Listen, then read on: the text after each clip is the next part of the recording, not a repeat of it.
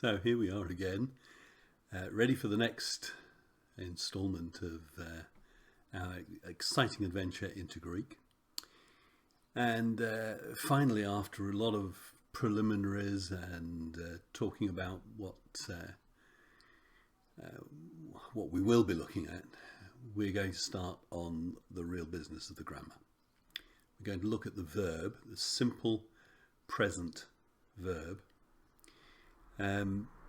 But again, as seems to be the case every time, I want to kind of give you a context first and to explain kind of where the Greek has come from. If you learn a modern language, if you learn French or Spanish or whatever today, you almost certainly will pick up a textbook which will kind of take you in a progressive fashion, very simple sentences, really, really basic to begin with, and slowly open up and use phrases. It really teaches you kind of, I suppose, tourist phrases, the things that you're likely to use. My name is, hello, how are you, how old are you, where do you come from, where do you live, and you'd learn them kind of in context and learn them like that. And then after you've built up a little bit of a vocabulary for practical conversation and practical usage, you would then start looking at the implications of that and realizing that, for example, a verb depends on if you're saying he or she or you or I or they, and you build up a pattern of the grammar kind of after you've built a reasonable bit of vocabulary. With the classical languages, it doesn't seem to be like that.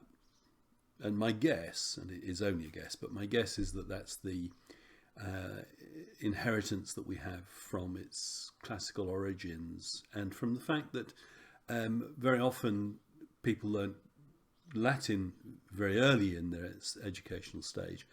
And then when you learned other languages like Greek, you would build on the structure that you've learnt in Latin. So I need to warn you that with a lot of Greek, it's almost like learning tables of verbs and nouns and things like that. And you simply work through a whole structure. And it's a little bit drier and a little bit more rigid. And you're learning a lot at one go. For people who have a natural ability with languages, it's probably not a problem. And especially for people that have got some language background, it's not a problem. But if you don't have the language background, if you're not a natural linguist, then it can be quite hard work. So there's a kind of a caveat, and it's really encouraging you, although it doesn't sound very encouraging, it's really encouraging you to keep at it and don't be too put off if it feels difficult to begin with. I also think that learning a language, all languages are cyclical, and you always hit obstacles. It's always difficult. And that's part of the learning process. And making mistakes is part of the learning process. You don't expect to be perfect from day one. If you're comfortable with science and mathematics, you may have grown up with the idea that you get everything right and you don't move on until you get the current stage right, and then you go on to the next one, and you have to build kind of correct understandings on the basis of correct understandings. Languages don't seem to be like that.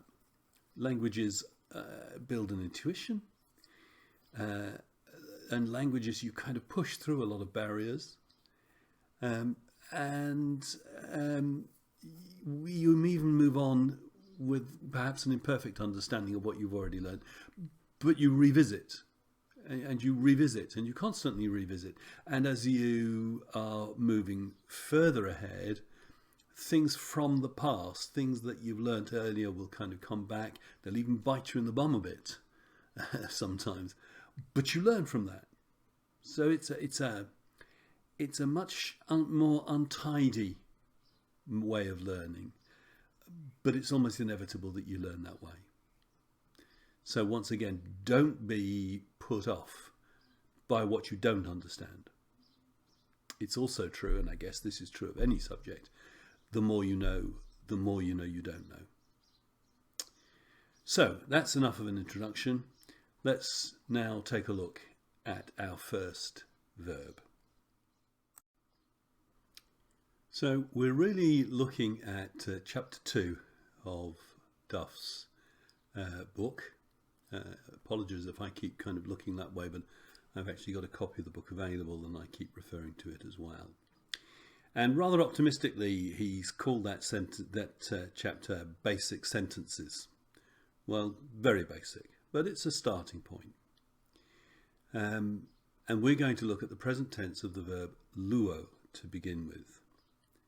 Luo is the verb for to untie, or in older English, to loose.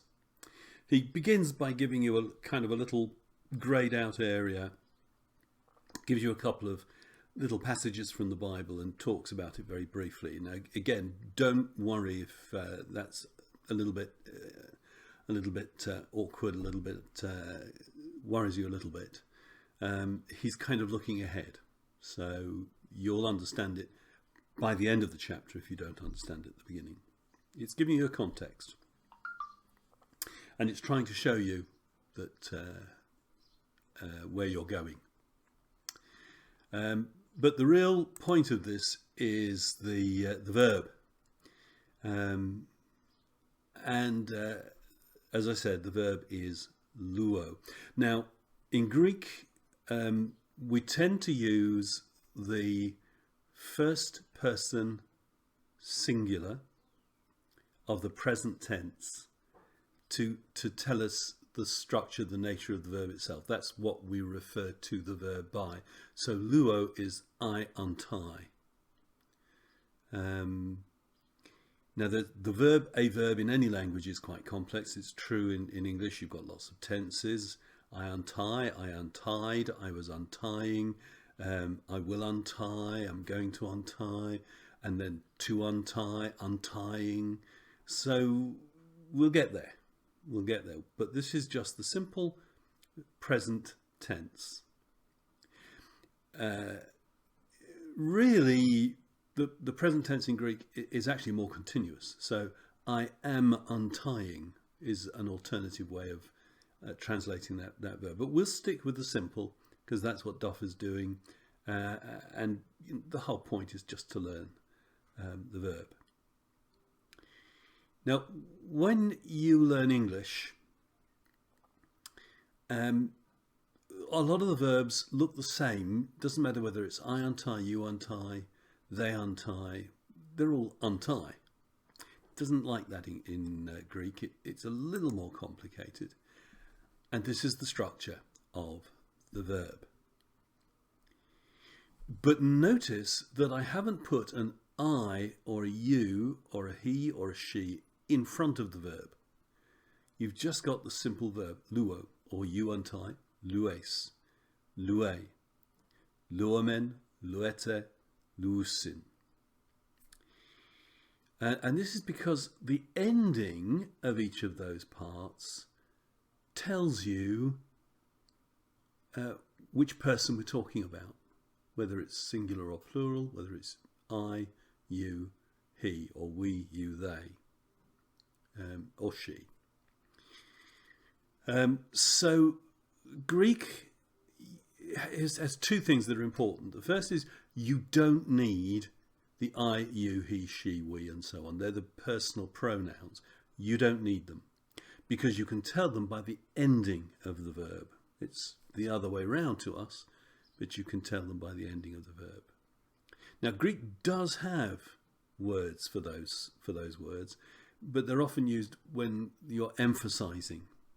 So, I myself am loosing, for example, or releasing or untying. So, you will need to get used to that, and it takes a little bit of getting used to. It also has an implication in terms of words in the sentence, the position in the sentence, but we'll come to that a little bit later when we've built a little more understanding. The first thing is we need to learn the verb, and unfortunately you simply have to learn it. You learn the pattern of the verb. Luo, lues, lue, luomen, lueta, luusin. So I want to emphasize that it's those endings that tell you the I, you, he, she. So in a sense, that's the bare bones of the verb.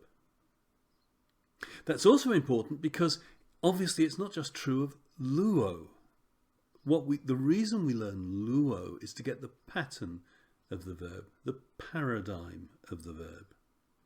Once we've learnt luo, we can learn other verbs because they work in the same way. So, for example, to say is Lego.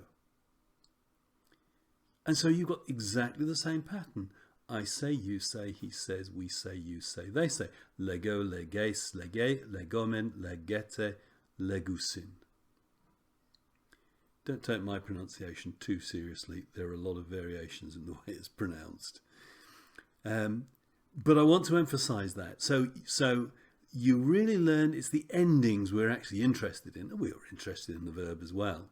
And you find in the back of the chapter, at the end of this chapter, there will be a vocabulary. So you need to learn that vocabulary. You need to learn the other verbs that work in the same way. Now, I do have to tell you as well that there are some slight variations on this, and we're going to look at those quite soon. It'll be the next section will tell us some slight variations on this. So we're giving you a simple picture first of all, and then we say, oh, that's not quite so simple as that. There are these little variations and little changes, which occurs in English as well. Sometimes you'll learn the straightforward verbs, and then you suddenly find that some others are slightly different. So there's the verb system. That's the present tense. And is that difficult or is it simple? 6 things to learn, and then individual verbs to learn as well. I say Lego.